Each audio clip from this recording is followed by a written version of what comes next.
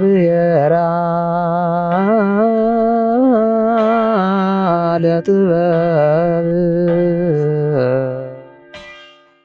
በመንፈስ ቅዱስ አሐዱ አምላክ ክቡር ወላዲና ሊቀ ሊቃውንት ክነፈርግ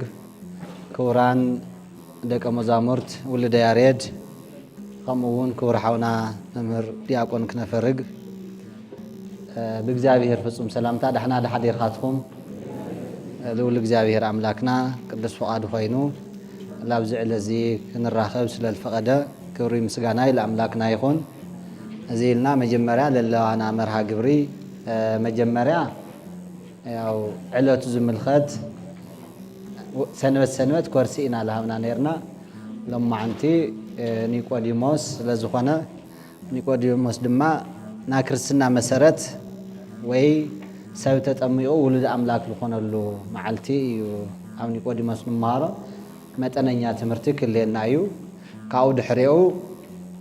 ድሕሪ ትምህርቲ እንታይ ኢና ክንገብር ኣብዚኣ ለለኹም ኩልኹም ድጓ ፆመ ድጓ ተምሃሮ ስለዝኾንኹም የነታ ላመርሑኹም ካፍቲ ትመሃርዎ ለሎ ዜማ ዝተወሰነ ክዝየም እዩ ማለት እዩ። ድሕሪኡ ድማ ምእንታን ላትዳለኹም ክትፀንሑ ሰብ ሞያ ቅኔ ከም ዘለኹም ንፈልጥ ኢና። ነገር ግን ቅድም ኢልና ክንነግረኩም ነርና ይቅርታ ሓደ ሰለስተ ሰብ ልቅኔ ትዳለዎ ሓደ ሰለስተ ሰብ ቅኔ ክተቕርኡ ኢኹም። ካብኡ ድሕሪኡ ዜማ ላትመሃርኩም ጎድና ጎድኒ ስብከት ወይ ድማ ኮርሲ ብምውሳድኩም ታይ ለውጥ እኒአዎ ኣብ ሂወትኩም ታይ ይስምዐኩም ልብል ተወሰነ ካብ ባዕልኻትኩም ሓደ ሰለስተ ሰብ ቃል ክንቅበል ኢና። ካብኡ ሓውና ዲያቆን ክነፍርግ ድማ ልመልአከ ምህረት ኣባ ሃይለ ልዑል ብምንጋር እዛ ኣዳራሽ እዚ ቅድም ኢሉ ያው ብግድግዳ እዩ ነይሩ። ከዚ ብብሊኮት ኮይኑ እኒኦ ክልሰንለ ያው ዝሓሸዋ እዚ ኣብ ዝግጅት እኒኦ ስለቲ ኣባ ሃይለ ልዑል ዝገበርዎ ኣስተዋፅኦ ዝተወሰነ ከብራህር እዩ ማለት እዩ። ካብኡ እቶም ልመፁ ኣሕዋትና መምህር ልዑለ ቃል ይኹን መምህር ክነፈርግ መፁ ቆፀሮ እኒአና ሊቀ ሊቃውንት ኣስካለ በረከት ያው ገይሾም ስለለለው እምበይ ሎማዓንቲ ክተርፎ ይነበረይ ሃሙ ኢና ተነጋጊርና ነርና ግን ኣብ ካሊእ ቦታ መገሻ ስለለጋጠመ እዩ። እዚአን የንተን መርሃ ግብሪ ከዚ ብቅኔ ትዳለው ሰባት ህሊናኹም ተዘጋጅዩ ዜማ ያው ባዕለሜንታ ስለለለው ያው ላመርሕኹም እንትንትሉ ኢኹም ብሃምዚ መልክዕ ቅድሚ ኩሉ ልዕሊ ኩሉ ጥበብ ይብራህ ሚድያ ይበሃል ዝኸዚ መፅኡ ለሎ ሚድያ ለይተፈለጣ ገዳማት ኣብ ምፍላጥ ማሕበረሰብ ለይፈልጦ ደብሪ ወይ ገዳም ሕብረተሰብ ክፈልጦ ፈሊጡ ድማ መንፈሳዊ በረከት ክረክብ ዓብዪ ኣስተዋፅኦ ይገብር እዩ። ካብ ኩሉ ብላዕሊ ድማ ኣብ ሰንበት ይኹን ኣብ ወርሓዊ በዓል ይኹን ኣብ ዓመታዊ ክብረ በዓላት ኦርቶዶክሳዊ ተዋህዶ ቤተክርስትያን ተምህሮ ትምህርቲ ያው ሰራሕተኛታቱ ላልኣኸ ዓለም ኩሉ ክሰምዖ ላገበረ እዩ ዝርከብ ጥበብ ይብራህ ዝተባሃለ ሚድያ እዚ ልዑል ክብሪ እኒአና። ሎማዓንቲ ድማ ተምሃሮ ኣብ ደብረ ገነት ብርክት ዝበሉ ዜማ ልምሃሩ ድጓ ልምሃሩ ብተወሳኺ እውን ተወሰነ ኮርሲ ዝወስዱ እኒአው ትብሉ እዚ ክቕረፅ ኣለዎ ንካልኦት ኣድባራት እውን መርአያ ክኾን እዩ ተባሂሉ መፅኦም ስለለለው ሓደ ግዜ ድምቕ ዝበለ ሞራል ሃውልና ልዚ ሚድያ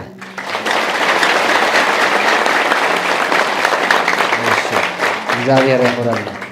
እዚኣ ኢለ ሃም ልሙድ እንታይ ኢና ንገብር መምህር ትመፅእ ተሎ ኮርሲ ክመሃርሲ እታ ስርዓታ ልምእንታን ማለት እዩ ደወል ይድወል እሞ ደወል ምስ ተደወለ ኩሎም ተምሃሮ ስለልመፁ እታ ደወል ሃምና ወጥራ ትደወል። ኣነ ሎማዓንቲ ለዚ ዕለቱ ዝምልከት ትምህርቲ ሎማዓንቲ እንታይ ይበሃል ሰንበት እዚ ኒቆዲሞስ ይልበሃል። ኣብ ኒቆዲሞስ እንታይ ኢና ንምሃር ሃም ፍቃድ ኣምላክ ዝተወሰነ ክንመሃር ኢና እሞ ንሎማዓንቲ መልዕሊ ርእሲ ገይርና ክንጥቀሞ ንኽእል ኣብ ዮሃንስ ወንጌል ምዕራፍ 3 ቁፅሪ 3 ዮሃንስ ወንጌል ምዕራፍ 3 ቁፅሪ 3 ዘይተወልደ ዳግመ ኢይሬእያ ለመንግስተ እግዚአብሔር ዮሐንስ ወንጌል ምዕራፍ 3 ቁጥር 3 ዘይተወልደ ዳግመ ኢይሬእያ ለመንግሥተ እግዚአብሔር ዳግም ዘይተወለደ መንግሥተ አምላክ በዓይኑ ክርኢ ኣይኽእል ብዚኣ ሃም ፍቓድ አምላክ ክንመሃር ኢና ምክንያቱም ሎማዓንቲ ኩላትና አውዚ ለለኹም ካልኦት ብደገ ለለው ምእመናን እውን ኒቆዲሞስ ታይ እዩ ልምንታኸ እዩ ኒቆዲሞስ ልብል ስያሜ ረኺቡ ትንብል ተለና ኣብ ዮሐንስ ወንጌል ምዕራፍ 3 ካብ ቁፅሪ 1 እስከ 14 ለሎ ተሪእናዮ ታይ ኣለና ኒቆዲሞስ ማለት ዓበይቲ ሰለስተ ነገራት ኣለዎ እኔናድና ብሓደ ኒቆዲሞስ ምህሮ ኦሪት እዩ ኒቆዲሞስ ሃፍታም እዩ ኒቆዲሞስ ብዕድመ ዓብይ እዩ ኒቆዲሞስ በዓል ስልጣን እዩ ነገር ግን እዞም ኣርባዕተ ነገራት እዚኦም ሒዙ ለሃለየሲ እንታይ ኮይኑ ይብለና ለይቲ ለይቲ ላኸደ ላብ ኢየሱስ ክርስቶስ እንታይ ይገብር ነይሩ ይመሃር ነይሩ በዓል ስልጣን እዩ ኣስተውዕልዎ ብዕድመ እውን ዓብይ እዩ በሃፍቲ እውን ሃፍታም እዩ بتمرت ود ممهري لبال ممهر لها اللي يقول لا بيس كرسوس لا خدا يمهار نيرو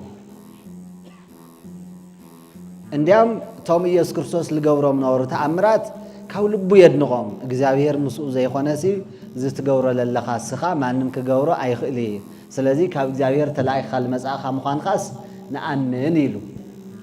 كاو ناقنعنا لبور ايو ممهر لها اللي كمهار موالو بعال سلطان لها اللي بفلاي هفتي سلطاني لحد حدا سبات لكرسنا عنكفات خوينوهم ايو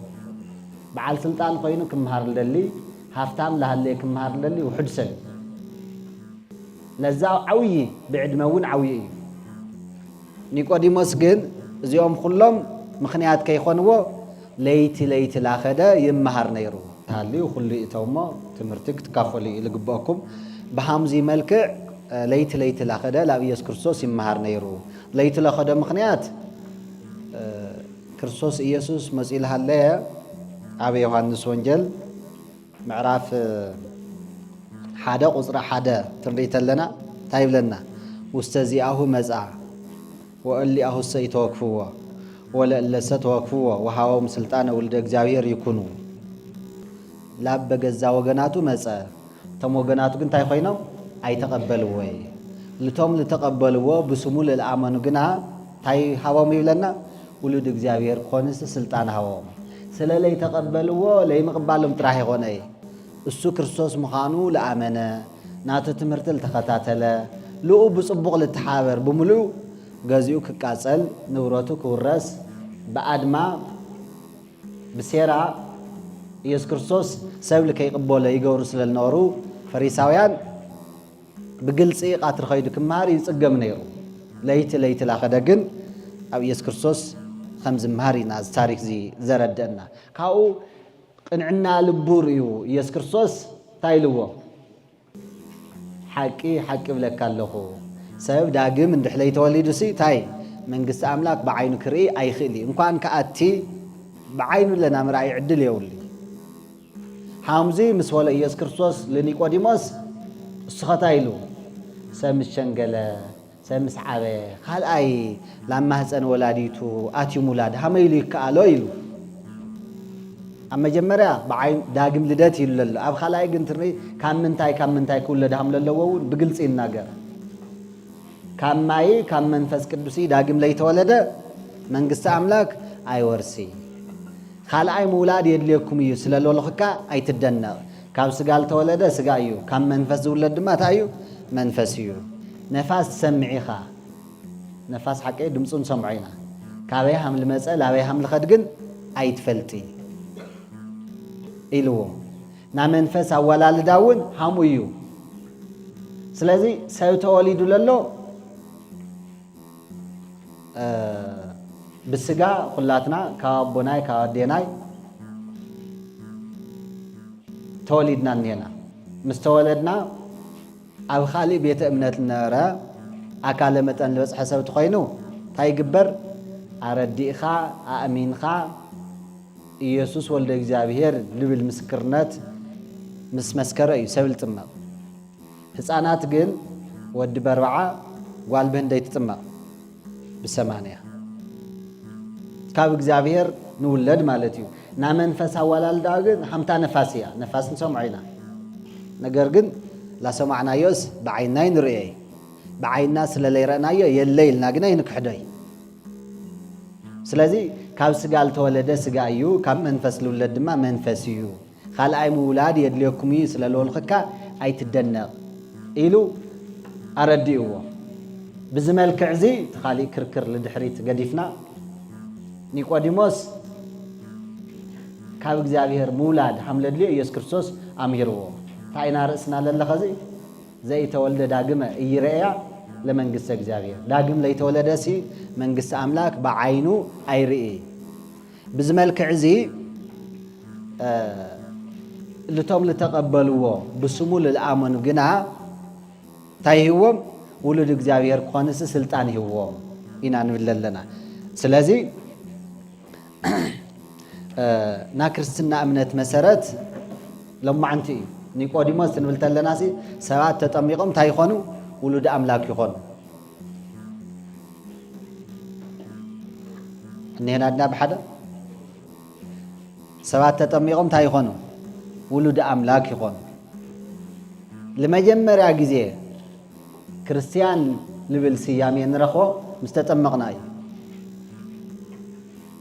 ሰብ ትጥመቕ ተሎ ካብ እግዚአብሔር ይውለድ እሞ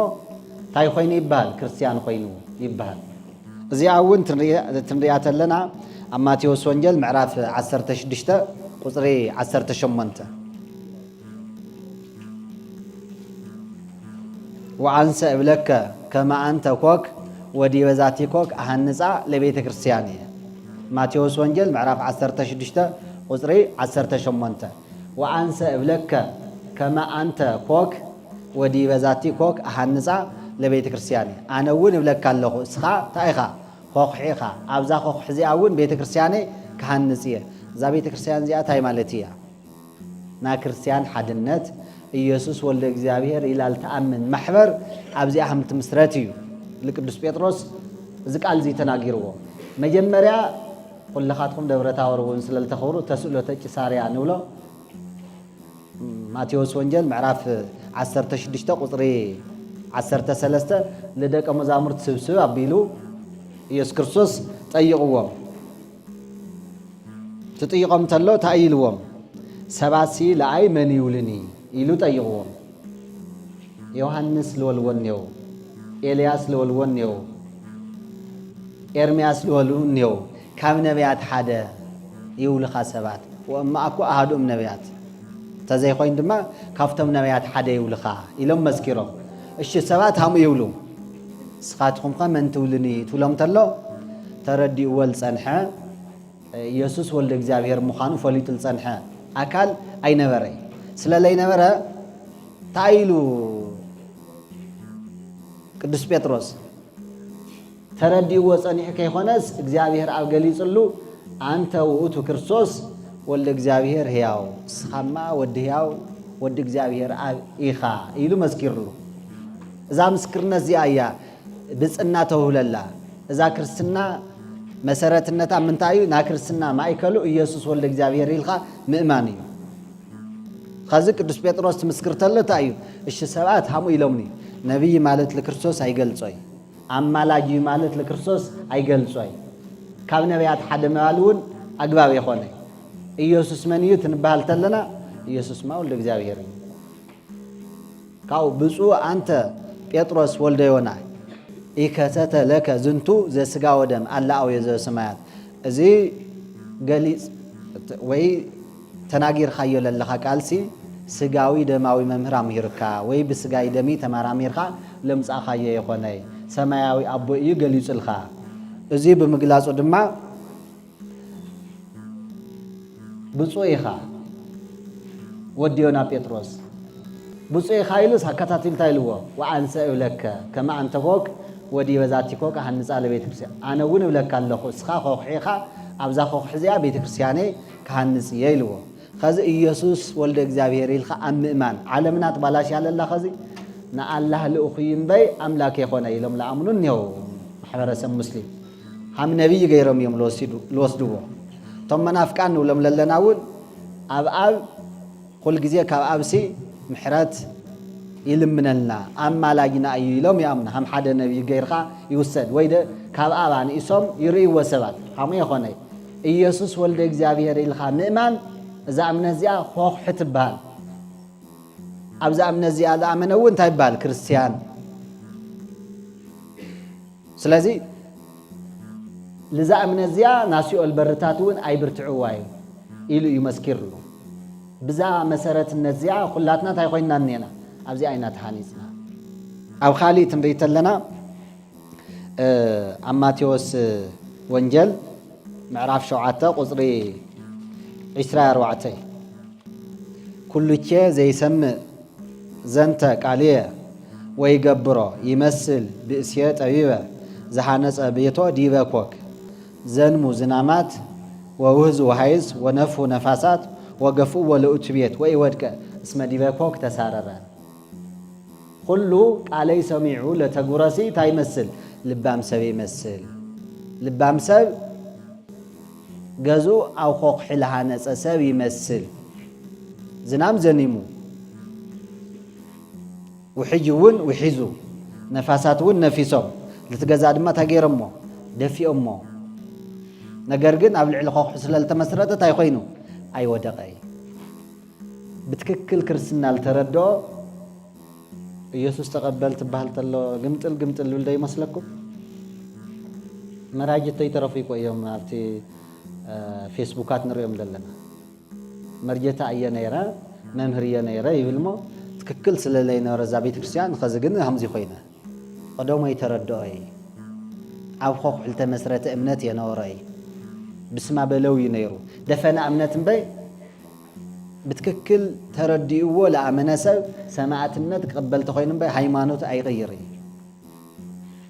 زنام زنيموت بحالت لكو فتنا كوي حيال زنام تأيل ردنا كريستنا أبيهوت ناس فتنا كقات منا قدني زنام زنيمو حيال وحجون تايخوين وحيزو حيال نفاسو نفيسو لتجازا تغيروا أنا ويسوا نجرجن أو العلاقة حصل التمسرته أي ودقي قصيل خلله أو العلاقة التمسرته جزا وديو أو ودقق أو عوي يويلون يسوع ولد إجزابير للأمانة سب هيمانوته يغيري بتميت كوني خيل بخبير فتنة كوني خيل بهوت بمنفر حمت زمن سمعتات نولا وي هيمانوت غير وي قتلك أيل بالله كوني خيل ليتسبخ يوم جزياوي زرواتات أو علمنا خذ معت وقع عني نفاسات زي لوكلنا بروعة مأذن دقاقي مقالات نقرت لكو يدنا أقركو إلسا اليوم حدا مثالي تاي لبانيوز حدا حيال مسفن بقي تشكي ممسي لاو جزء ملاخد أو دعمت همزنا قفاسيكا دحار طمعي والو كسر قوام لدليو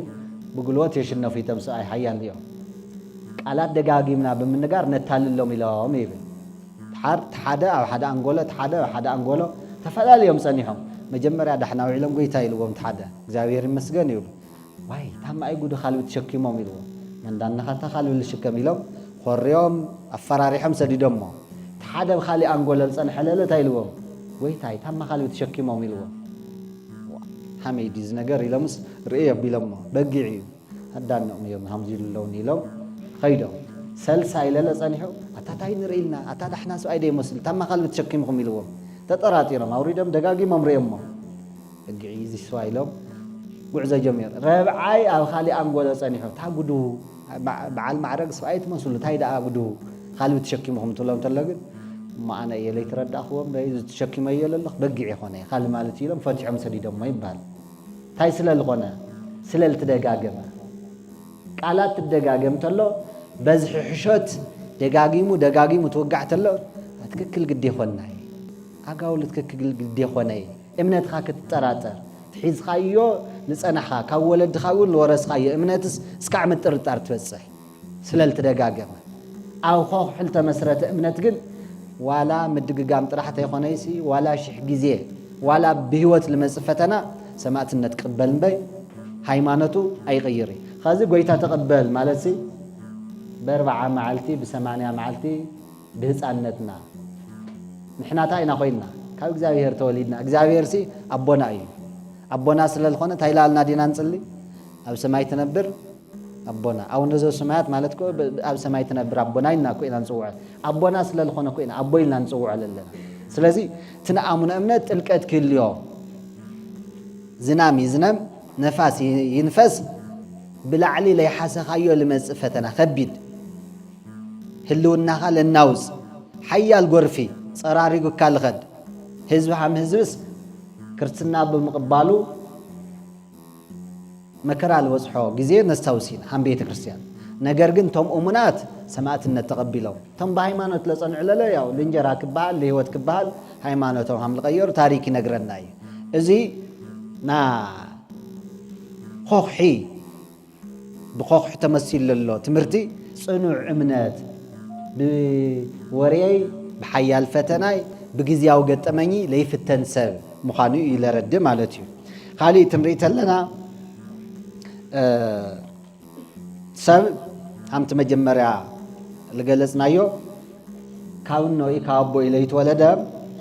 አብዛ ዓለም ዚ ናምንዋር ዕድል ይውሊ ለይተወለደ ሰብ ካብ እግዚአብሔር ለይተወለደ ሰውን አፍት መንፈሳዊ ዓለም ናምንዋር ዕድል ይውሊ አብዛ ዓለም ዚ ልክንውለድ ታይሙ አብዚ ክንነብር ታይ የድለና መጀመሪያ ወላዲ ስለልተወለድና ኢና ለአብዛ ዓለም ዚ አመጽና አም ቤተ ክርስቲያንና ትምርቲ ቶም ዓለማት ልባልስ ሰለስተ ዓለም ከም ዝኾኑ መጀመሪያ ንሕና ላውዚ ቅድመ ምምጻና ሓደ ዓለም ሓሊፍና ኢና ናማህፀን ዓለም ልባል አባዴና 9 ወርሒ 5 መዓልቲ ሰቢ ጽነስ እታ ማህፀን ዓለም ትባል ብጣዕሚ ያጸባ ብጣዕሚ ግዜያውን ሓጽሪ ነገር ግን አው ለድልዩ ለዝቀጻለ ዓለም ለድልዩ ነገራት ግን አው ዮም ተዘጋጅዮ ዓይኑ እዩ እግሩ እዩ አፍንጫው እዩ አው አፋው እዩ መልሐሳው እዩ እዝኑ እዩ ጠቅላላ አካላትና ንሕሰቦ በመንፈስ አው ይተዳልዩ አው ምርአይ የለይ ታየድልየ ተባለይ አው ምብላዕ የለይ ምብላዕ የለይ ትብል ተለኹ ብስንኻ በመልሐስኻ ይጥቀሚ ብናዶ ሕምብርቲ አቢሉ እትቆልዓ ምግቢ ይረክብ ብና እግዚአብሔር ጥበብ ሃምት ኸዝንጀራ ለሓየኽና ንወልዖ ግን ይኾነይ አው ግን እግዚአብሔር ለተቀጻለ ዓለም አዳሊልና ምክንያቱም ዓይናው ካለ ይፍጠር ዓይን ላይ ወልቆል አህመ ይሆን ለሁላትና ግልጽ እዩ እግራው ካለ ይወሃበና ያው ሃሜክ ንኾን ነርና ባዕልና ንፈልጦ ሁሉ ለዝቀጻለ ዓለም ናዝግጅት ጊዜ እዩ ጊዜያ ግን በጣም ያጸባ አው በዋናነት ለገልግል ድማ መድሕንት ልባል የእንግዲህ ልጅ ልባል በአማርኛ መድሕንት ንብሎ ሃሞተር ኮይኑ ለገልግል እሱ እዩ ትቆልዓ ምስ ተወለደ ግን ሓንቲ መዓልትውን ክውዕል ክሓድር አይደለይ ምክንያቱም ጎዳይ እዩ ልኸውን ስለዚ አው ወሳና ይልኾነ ነገር ትቆልዓ ምስ ተወለደ ታይ አይድሊ አው ለዝግጅት አው ለየድልዩስ ነገር ግን ለዝቀጻለ ዓለም ልተውሃውና ነው ተምሎልናዮም አካላት አውዚ ንግልገለሎም አውዚ በዓይና ያው ተንወለኹም ብእዝናውን ሰምዕለና በአፍናውን እንናገራለና بإدنا بإجرنا ونتنصرح سرح كل أكلاتنا وش تأكلات ونترينا يوم لبي خلالي تجورا معنتا زيهم بملهم سماها سنة تدالو يوم لتقص على عالم زجيجتيو هم عليك أبز عالم زي أو جزء ونوسنيو ناس علمات عالم يون أبز أجن فرق علمات فرق برهاني نان هنا ز عالم زي تستوعبنا يا ساعات 10 تخلتها أيو صحيح برهاني ساعات 10 تخلتها علماتيو ነገር ግን አብዛ ዓለም ዚ ሐምሰብ ብዙሕ ቦታ ለይዎም ሐም እግዚአብሔር ግን ለተመንፈሳው ዓለም ለድሉ ነገራት እንየው ለመንፈሳው ዓለም ታየድሊ ምትእመማን የድሊ እምነት ፍቅር የድሊ ተዓባይ ቀደሞይቲ ትእዛዝ ተሂላ አማቴዎስ ወንጌል ምዕራፍ 22 ቁጥር 36 ተነገራትና ለላ ተጽሐፈሲ አውሽት ኦሪሲ ተዓባይ ቀደሞይቲ ትእዛዝ አየነይቲ እያ ይሉ ጠይቁ ነይሩ ጊዜ ለመቆጣ ፍቅር እግዚአብሔር ይተነገረው እግዚአብሔር መፍታው ወካልእታ እንተ ተመስላ ለአል ተመስላ ድማ መሐዛኻ በተፈጥሮ መሰል ካልኾነ ሰው ሁሉስ በሰውነቱ ሙፍታው خزي فقري لمنجست أملاكي بوانا نتردد أمنت لمنجست أملاكي بوانا نتردد مفقر سوت خوينو أمان سوت خوين تادي البال محرسنا واي واحد أخواني لكل أخواني لأمن مسكين دا أخواني مفقر سوكو أيو يبال مسكين جنيه أخواني مخنياتهم تعوي قدو ما يتزاز فقر سلازخوانا تنخد عالم نأمنت عالم سلالخوانا بزي كأمنت أو أكنور سبات يقولي سلازي أبز عالم زي فرق سلمات فرق برهان خمزولنا يو حدا جزيت منفس أو سبلات قد نري هاي إجزاوير سلقيان وده يخون لنا سكع محزان نفسه حدا جزيل له خفوق الجور سبات حما يقت ممو إجزاوير كفر عاديو ما أزو سوقي بالخوين لنا يا هم سبات بك فتح تجني نيلنا نحجو سلي فتحنا ز عالم زي جن لتمال إيه خوني بعال وجن لتكملوا بعال وجن ليقولوا اللي قد قالوا بعال سلطان هم دليل الجورلو سلطان ليقول سبب ما لتشكونه هم تفرق الظلمات حدا صبغ نجر نري أبز حق زي له حماق نجر نري حوسوس له لأيه فرد كله في الصم لخون جد أفتح بفقري بإمنة النبر العالم يعني سلازي نامت معنا قداي تمريت لناسي تاي لخون يوم لتماو يسوس ولا إجزاوير لهم لأمانو سبات أب خالي إمنة النارو ليت خراخر خا ليمهر خا سلا لي أمنو أردي خا مهر خايو ز آمنة ز تتمقى تاي خوني ولنا ماركوس وانجل معرف 10 تشديشته قطر 10 تشديشته ز آمنة ز تتمقى يدحن زي أب خالي بيت إمنة النار إتي لولدنا يو قالنا ودنا قد كاو إجزاوير مولاد لتوم دكنا سلا اليوم تاي نقبر ودي بربعة قال بثمانية نتمغم لمن تاينا نتمغم حسر ربي لقل صلهم بمنفذ كاو إجزاوير كله دو كاو إجزاوير مولاد لا تمثل التكم أفتنا مجمرة تمريت لناس آدم مستفترة 4 معلتو أما صحافة كفالية معرفة تشعته قصر الروعته سكع شمنته سكع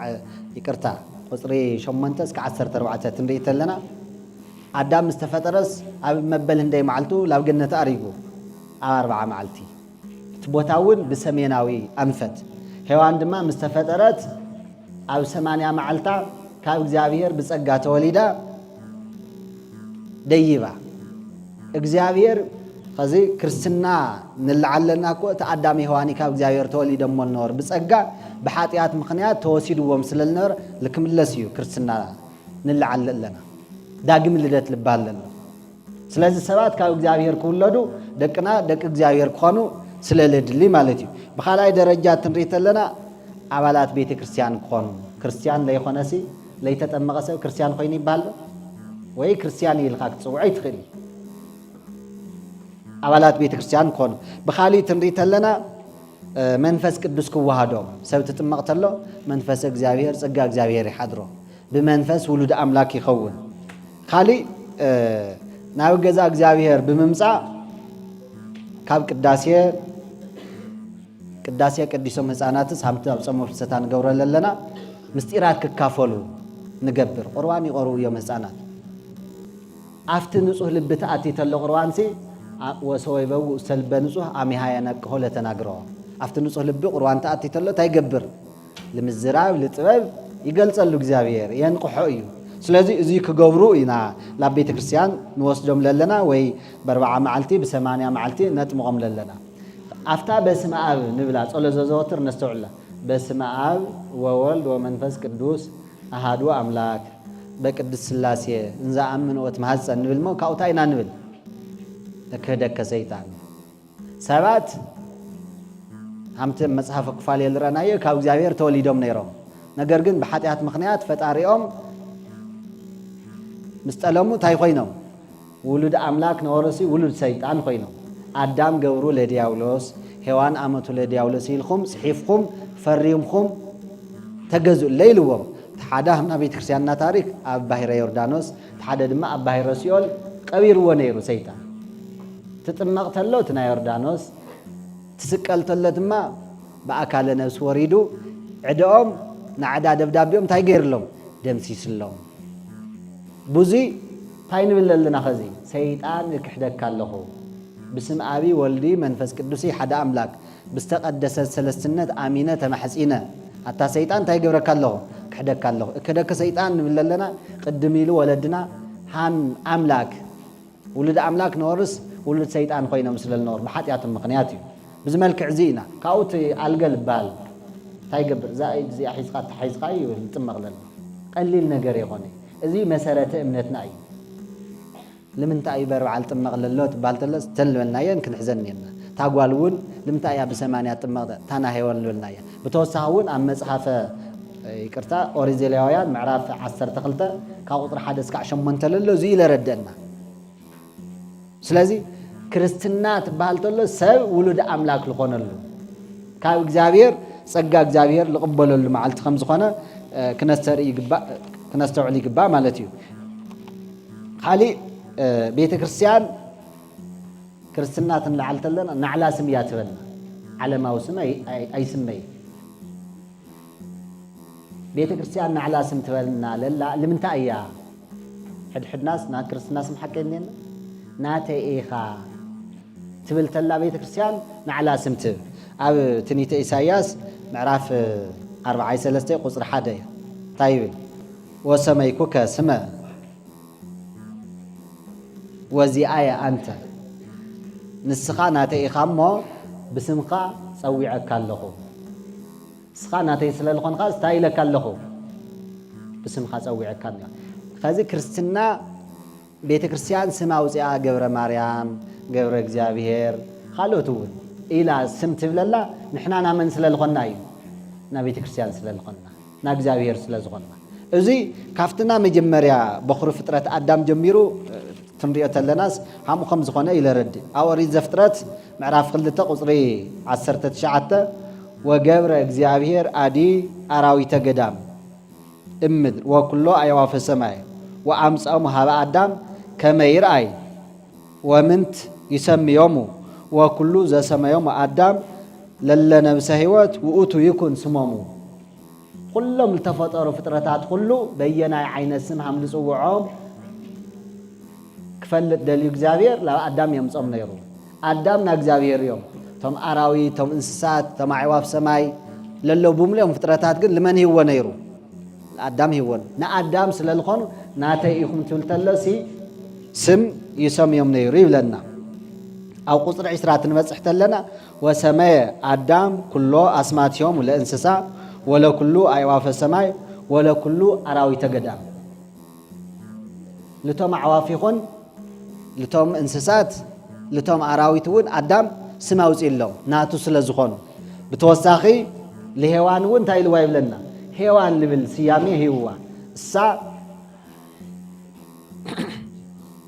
ناتوم وسماء آدم سما لبسيتو هوان اسميت أمم لهوان معراف 3 قصري 10 تنريت لنا حمو يبلنا مالت آدم هوان ناتو سلازخون عمو داتا لآدم جن من سماوز إلي يبلنا لآدم سم لوز اللمنيو እግዚአብሔር بعلو آدم نا እግዚአብሔር سلازخون خذ نحنا نا እግዚአብሔር سلازخون بيت كريستيان توكيلا نسخم ناتئيكم تلتلاسي تايت قبرنا الله سمت بدنا الله كاو أبولي كدان خلتبوتات العلا حدا كهاريات العلا كتقاليلية تمرته بالتقالمة اتوزة تلين ميل صبغي أبا بزوحان أبراهام تمريت لنا من البازانا أدام تبل معراف هاي قصري للتتحزو للتصحف وحوات أوري زفترات معراف حمشتا قصري خلت ترينا لآدم دما እግዚአብሔር بعلو تاي سمهيوه آدمنا እግዚአብሔር سلازخونه أبراهام أبونا أو ريزفترات معراف 17 قطر 5 تمريت لنا دما وأي سمي إنك اسمك أبرام الله أبراهام يسمي كابدا قمليسي أبراهام كيخون اسمخا من يبال أبراهام يخون أبراهام مالت أبو بزوهان نابوزحات أبوتات غيرك كاسل للهو كابدا قمليسي أبراهام كيخون اسمخا من يخون أبراهام يخون يلو سميوه كابيت السو وسعت بهالتلو لإግዚአብሔር أمينو هم فقد أملاك تملالس تل أبراهام بإግዚአብሔር سم توهيوه كاو كابولي كدان حدبو لموسى يأيكو ترينايو أبز فترة معراف 3 خلتي قصري 20 شمنتي ويبيلو يكون إنك سمك يأيكو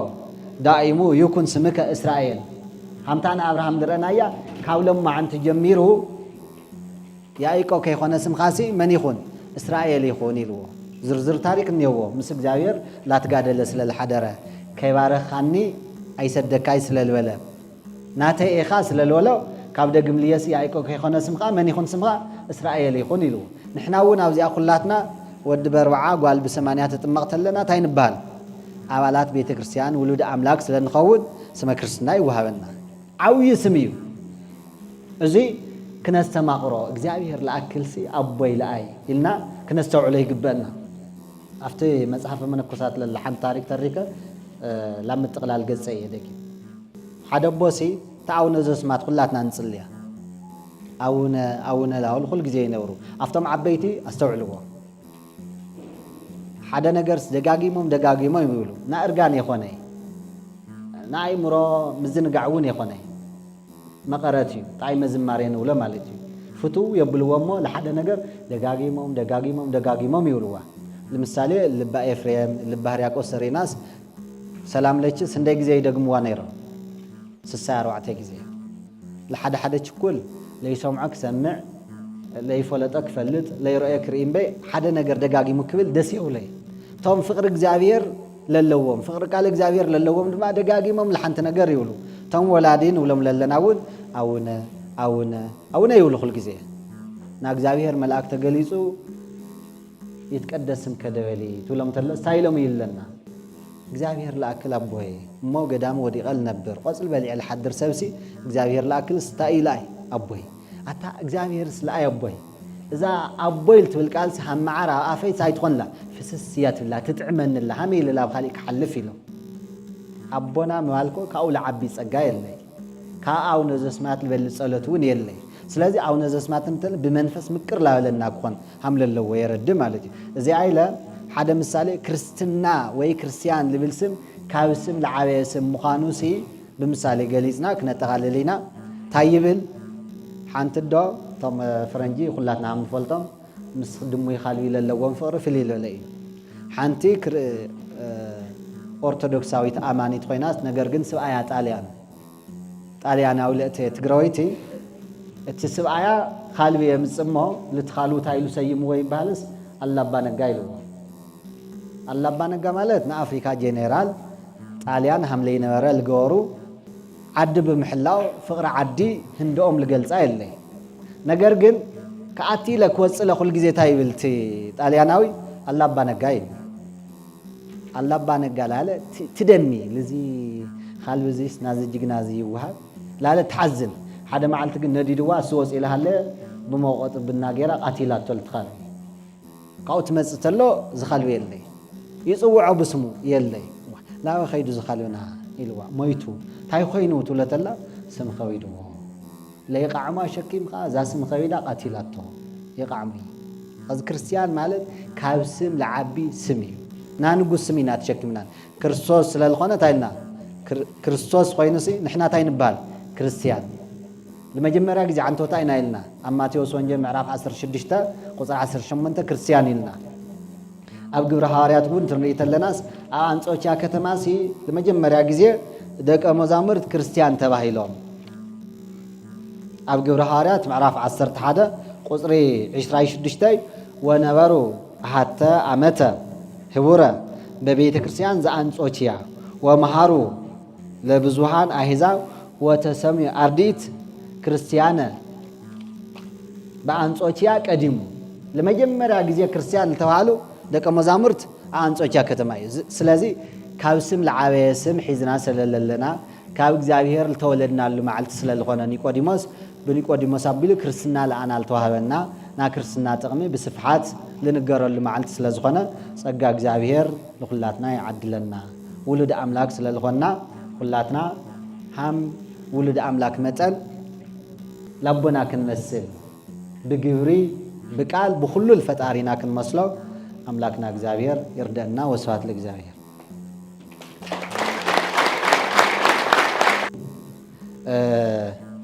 አንቶ ታይናይና ነርና መርሃ ግብርና በቀደም ሰዓብ ላፋለጥና ክንኸድ ብልብል መጀመሪያ ስብከት ክንሰብክና ካው ቀጽልታ አይና ክንገብር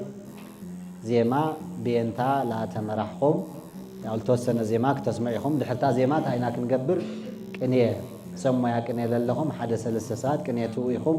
ድሕሪኡ ድማ ሓውና ክነፈርግ እዞም ኣጋይሽ መፅኦም ለለውለ መምህር ለውለ ቃል ተሓደስሚ ሓስብ ወይ ምስኦም ልመፅእ ሓውና ኣለ ልዙ ይለድሊ ነገር ከዛ ኣብዚኣታንያ ዋና ዓላማና ሚድያ ፀዊዕና እኒሄና ታይል ምግባር እዩ ኣብዚ ለሎ ተምሃራይ ፀጋ እግዚኣብሔር እስኻትኩም ብትምህርቲ የኔታ ሃፍታም እዮም ህንዱዚ ለኣክል ተምሃራይ ተመርተለው ቀሊል ፀጋ ይኾነ ነገር ግን ፀጋኦም ና ቃል እግዚኣብሔር እዩ ና ሃፍቲ ና ገንዘብ ፀጋ ለለዎም ኣሕዋት ኣብ ወፃኢ ይኹን ኣብ ውሽጢ ዓዲ ለለው ድማ ዝጓየ እዚ ዛደራሽ እዚኣ እያ ትስራሕ ለላ እምበይ እስቶር ልባዕሉ የውሊ መፅሕፍቶም ይስረቕ ክዳውንቶም ይስረቕ ብዙሕ ሽግር ይበፅሖም ብዙሕ ፀገም እኒሄወት ተምሃራይ ከዛ ኣነ በይነይ ካብ ክናገሮ መምህር ልኡለ ቃል ዝተወሰነ ዝሓውናለ ዝተወሰነ ባዕለሜንታለ ዝተወሰነ ኩላትናስ ተለድልያ ነገር ኣብ ዓለም ሙሉእ ስለ ዝሰራጨይ ዝምድያ እዚ ዋላ ካብ ትምሃረለ እዚ ትብል ተለኹ ታእያ ዓላማናስ እንዲያም ባዕልኹም ግዜ መድረኽ ውፅን ፕሮግራም ክመርሑ ባዕለምሎ ዝተወሰነ ስብከት ክጅምሩ እዩ ነይሩ መጀመርያ ዓላማ ምድሕር ሓር ስለ ዝበዝሐ ኢና ስኢና ንኣትዩ ኣለና ከዚ መን ይናገር ይበሃል ስበዓልና ታብሶት ዝፈልጣ ከዚ ከባላሽዮ ዶ ክኾን ኣብ ሚድያ ለኣክል ብመሰረት ትጅምሮ ተለኻ ኩሉ ለየፍርሕ የለ ድግምግም ተቢልኻዮ ግን ይልመድ እዩ ሃሌሉያ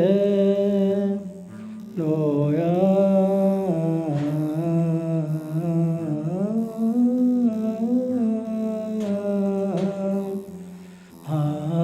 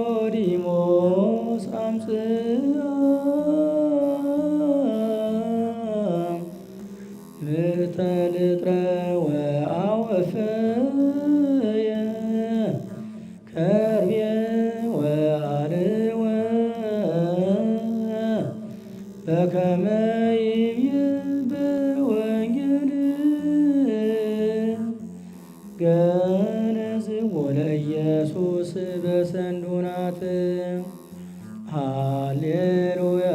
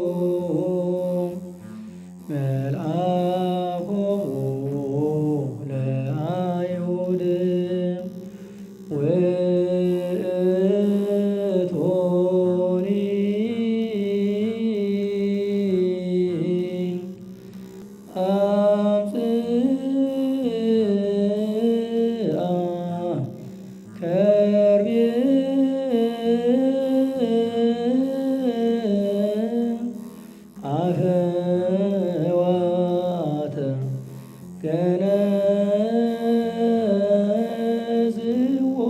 ብጽንዱናት ለንጉሠ ስብሐት ይቤሎ ኢየሱስ ለኒቆዲሞስ እመን ብየ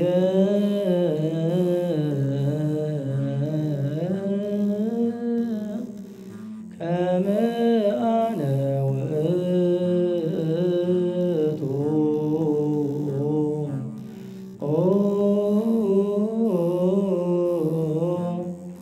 እግዚአ ለሰንበት ወሀቤ ሰላም ዘበአማን ቃሌ አጽም እግዚኦ ወረቦ ጸራህየ ናሁ ተፈሳ ከነፈርቅ መምህረ ሞገስ ወግርማ ናሁ ተፈሳ ከነፈርቅ መምህረ ሞገስ ወግርማ አምጣነ ሰማየ በጽሐ ጸሎተ ዚአከ ዜማ እስክብለሌታ አምጣነ ሰማየ በጽሐ ጸሎተ ዚአከ ዜማ ናሁ ተፈሳ ከነፈርቅ መምህረ ሞገስ ወግርማ አምጣነ ሰማየ በጽሐ ጸሎተ ዚአከ ዜማ ነው። ቃሌ አጽም እግዚኦ ወረቦ ጸራህየ ቃሌ አጽም እግዚኦ ወረቡ ጽራህየ ኩሉ ተደመ ዘይወዝሆ አርዲተ ብዙሃን አርዲ አምጣነ ኮነ እሳተ እስክብለሌታ ብዙሃን አርዲት አምጣነ ኮነ እሳተ ኩሉ ተደመ ዘይወዝሆ አርዲተ ብዙሃን አርዲት አምጣነ ኮነ እሳተ ነው። አምላቼ እገይስ ሀቤከ በፍናቀኔ አምላቼ እገይስ ሀቤከ በፍናቀኔ አቀብተ ሰላም ቹሪየል አቀብተ ሰላም ቹሪየል ደቂቀ አምላክ መራኪ መነንዋ ለአደመ ሥጋ ዘአኮ ሰባኪ እመለአሃዱት ሰኒ ለዲሃ እስመለአሃዱት አኪነወታ አምላቼ እገይስ ሀቤከ በፍናቀኔ አቀብተ ሰላም ቹሪየል ደቂቀ አምላክ ባራኪ መነንዋ ለአደመ ሥጋ ዘአኮ ሰባኪ እመለአሃዱት ሰኒ ለዲሃ እስመለአሃዱት አኪነው አምላቼ እገይስ ሀቤከ በፍናቀኔ ኢታጸንዕኑ ትምህርተ ድህነተ አምላክ አልፋ አደም ብእሲተ ህያሌ ዘመነነ ጄፋ እስመ ኢተአምር ቅድመ ለዲሃ መንገለ ዓስራይ ሐሊፋ ነው። እስመ ኢተአምር ቅድመ ለዲሃ መንገለ ዓስራይ ሐሊፋ ኢታጸንዕኑ ትምህርተ ድህነተ አምላክ አልፋ አደም ብእሲተ ህያሌ ዘመነነ ጄፋ እስመ ኢተአምር ቅድመ ለዲሃ መንገለ ዓስራይ ሐሊፋ ነው። እግዚኦ ሚበዝሖ ይሳቀዩኒ ብዙሃን ቆሙ ላዕሌ እግዚኦ ሚበዝሖ ይሳቀዩኒ ቃለ ክነፈርቅ መምህር ናሁ ተሓጣ እምነይእቲ አደምከ በነቢበ ዜማ ዘያርየድ እንተ ይነስእ ኪያከ ዘየአምር ጽድቀ ነቢበ ዜማ ዘያርየድ አምጣነ አልወ ከመከ እስክብለሌታ እግዚኦ ሚበዝሖ ይሳቀዩኒ ቃለ ክነፈርቅ መምህር ናሁ ተሓጣ እምነይእቲ ሀገርከ እምነይእቲ ዓለምከ እምነ እምባይ ጉባኤከ በነቢበ ዜማ ዘያርየድ እንተ ይነስእ ኪያከ ዘየአምር ጥቀ ዘየአምር ዘንተ ነቢበ ዜማ ዘያርየድ አምጣነ አልወ ከመከ እስክታ እግዚኦ ሚበዝሖ ይሳቀዩኒ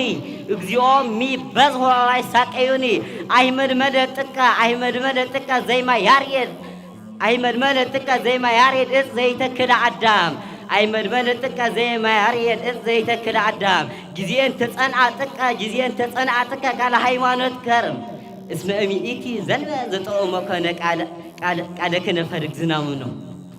እስመ እሚኢቲ ዘንበ ዘጠኦመ ኮነ ቃለ ክነፈርቅ ዝናም እግዚኦ ሚበዝሖ ይሳቀዩኒ ቃለ ክነፈርቅ ክቡር ቃለ ክነፈርቅ ሁሪ ቃለ ክነፈርቅ ቅዱስ ቃለ ክነፈርቅ ዘክብር ቃለ ክነፈርቅ ዘመንፈስ ቃለ ክነፈርቅ ቡሩክ ቃለ ክነፈርቅ እውቅ ቃለ ክነፈርቅ ንጉሥ በደለይ እግዚኦ ሚበዝሖ ይሳቀዩኒ ቃለ ክነፈርቅ መምህር ፈተዋ ፍጹማ ለጉባኤ ያርየ ዘሰብሖ መላኢክ ቹሪየል ለፈድፈዶ በዝሖ መላኢክ ቹሪየል ለፈድፈዶ በዝሖ ጉባኤ ዘያርየድ ለክነፈርቅ መምህር እስመ ኮነቶ ግርማሁ ነው። ለክነፈርቅ ዘረዝሃ እስመ ኮነቶ ግርማሁ እስመ ኮነቶ ተስፋሁ እስመ ኮነቶ ጸጋሁ ነው። እግዚአብሔር ነግሰ ስብሐቲሁ ለብሰ ለብሰ ኃይሎ ወቀነተ እግዚአብሔር ነግሰ ስብሐቲሁ ለብሰ ለብሰ ኃይሎ ወቀነተ ነገሥተ አኔ መሌከ እለ ክቡራነ ኮኑ እንዘ ይሴብሐሎ ነገሥተ አኔ መሌከ ነገሥተ አኔ መሌከ እለ ይከብሩ ጥቀ እለ ይከብሩ እህደ እለ ይከብሩ ስብዓ እንዘ ይሴብሐሎ እለ ይከብሩ ስብዓ እንዘ ይሴብሐሎ ክቡር ቃለ ከነፈርቅ ዘየአምር ኩሎ ቅኔ ፍስሓ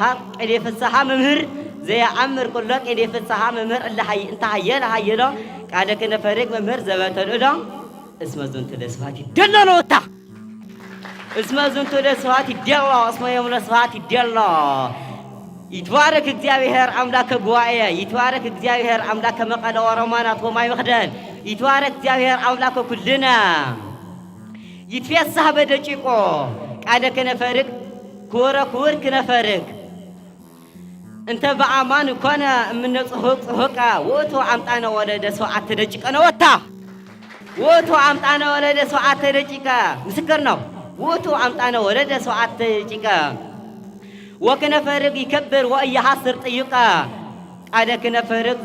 ከነፈርቅ ዘአጸብረቀ ከመ ማኅተቱ ለናዳብ ዘይከብር ጥቀ እስመ ኩሉ አእመረ ወኦቀ ነው እስመ ኩሉ አእመረ ወኦቀ ይእዜት ስዑሮ ለገብርከ ዘይእዝየ እምገነት ሃለወ ክነፈርቅ እምገነት ሃለወ ክነፈርቅ ጸጋ ወልደ አብ እክለ እንዘ ዘይአጽል እህዳ እክለ ጸጋ ወልደ አብ አኩን ለመደ ጸጋ ወልደ አብ እክለ ቀዳሚ አማአጸዳ እክለ ወልደ አብ ጸጋ ወልደ አብ እክለ ቀዳሚ አማአጸዳ ወክነፈርቅ ተፈቅረ አምጣነ አለደ ጸጋ ወልደ አብ እክለ እንተ ኢኮነ ውህደ ወለለይ ወክነፈርቅ ተፈቅረ አምጣነ አለደ ፍትሐ ኅሪተ እግዚኦ ወተበቀል በቀልየ ፍትሐ ኅሪተ እግዚኦ ወተበቀል በቀልየ ይነብር ዮም ማእከሊሆሙ ለሕዝበ እስራኤል ካህናት ፍቁራነ ዋሂድ አማኑኤል ቃለ ክነፈርቅ መምህር ዘኢይቀልል በትምህርት ስልጣነ ዚአሁ አኮኑ ልዑል ነው በትምህርት ስልጣነ ዚአሁ አኮኑ ልዑል በትምህርት ስልጣነ ዚአሁ አኮኑ ልዑል ቀዳሚ እመሴምጎ እለ ውዝሃነ ኮኖ ካህናት እስራኤል ተዋህደሂ እመዚአነ ምድእተ ጸጋ ወኃይል ተዋህደሂ እመዚአነ ምድእተ ጸጋ ወኃይል እንተ በአማን ይሃጥኦ ጸረ እንቲአነ ሳጥናኤል ናሁ ሃለወት እንዘ እንዘት ይሃሉ ፍቅረ ልብ ወክህደት ይቀልል ያአክል ነው ይሃሉ ፍቅረ ልብ ወክህደተ ልብ ያአክል ወሳተ እግዚአብሔር ወለወላድ ድንግል ወለወልድ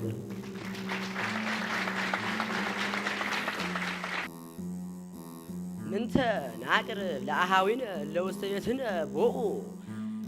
ቅድመና አስተላሉ ምግበ ዘረፋ አምጣነ አሃዊነ መጡ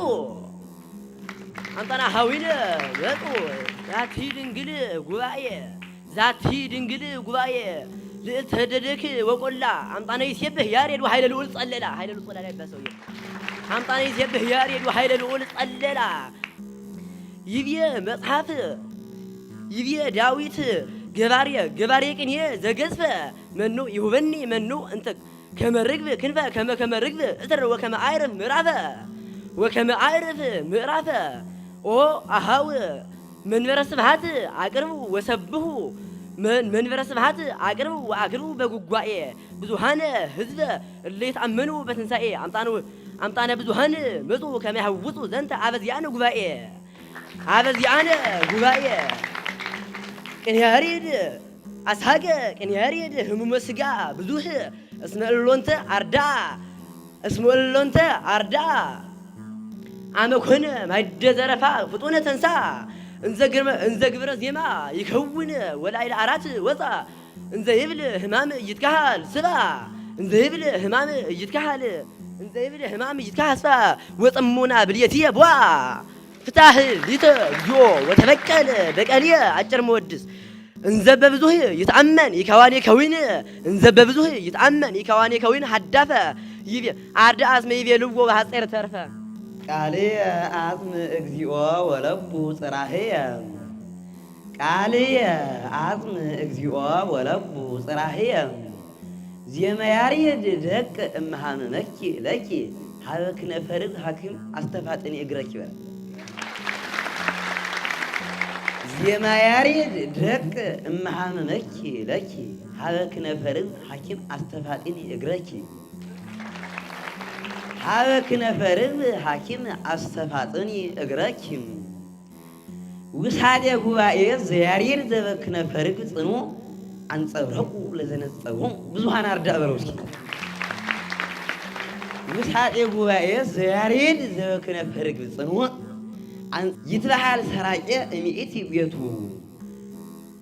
ይትበሃል ሰራቄ እሚእቲ ቤቱ ኒቆዲሞስ ያርብ ኒቆዲ ቤቶ አምጣነ ተረክበ ዝንቱ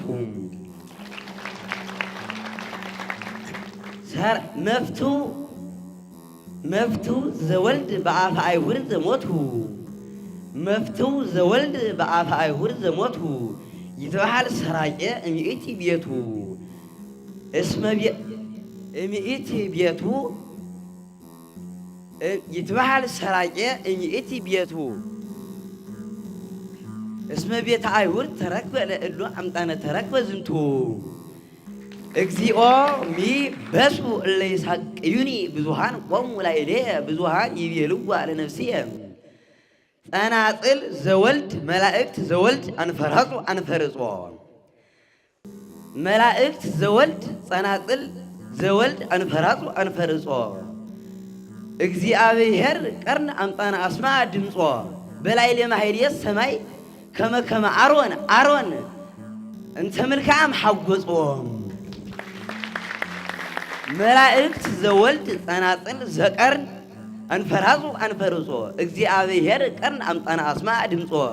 በላዕለ ማሕሌየ ሰማይ ከመ አሮን እንተ ምልክዓም ሓጐጾ ለእግዚአብሔር ምድር በመልአ ዓለምንዮ ኩሎም እለ ይነብሩ ውስቴታ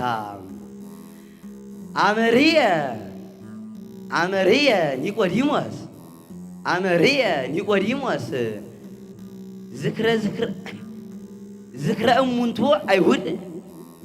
ዝክረ እሙንቱ አይሁድ አመርየ ኒቆዲሞስ ዝክረ እሙንቱ አይሁድ ዝክረ ይሁዳ ዘኮሮ እያምስጦ ለዘማርያም ያስተፋጠን እግሮ በለው መርዳ ኒቆዲሞስ ረድ ወከመሮፀ ዘውቅሮ ይተርፈ ምንተ በየተዝሮ ዳይሙሰ ረከበ ዘሰምሮ ዳይሙሰ ዘከበ ዘሰምሮ ይትባረክ እግዚአብሔር አምላከ አበዊነ ማርያም ለእብን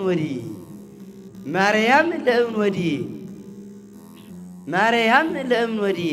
መድኃኔ ዓለም ሰብአ ግፍ እመይበላይከ ዮም አንተኑ አስካለ ቀኖት ዘሃሎ እመይበላይከ ዮም አንተኑ አስካለ ቀኖት ዘሃሎ ውእቱ እንበለ ዓመት እይትረከብ ትብሎ በለው ውእቱ እንበለ ዓመት እይትረከብ ትብሎ ከመ ማእዜ ያፈር እስመ ተአምር ደወሎ ቀኖተ ብእሲተ ጴጥሮስ ሰብአ ኢይሎ ብእሲተ ጴጥሮስ ደቅ ሰብአ ኢይሎ ዘጴጥሮስ ደቅ ሰብአ ኢይሎ ውሳጤ ቤቱ ለያሬድ ውሳጤ ቤቱ ለያሬድ ዘተአንትሎ ውሳጤ ቤቱ ለያሬድ ዘተአንትሎ ዓለምኑ ዘአይመረ ኩሎ ይእዜ ትስዕሮ ለገብርከ እግዚኦ በከመ አዘዝከ ኢይትአመን መነ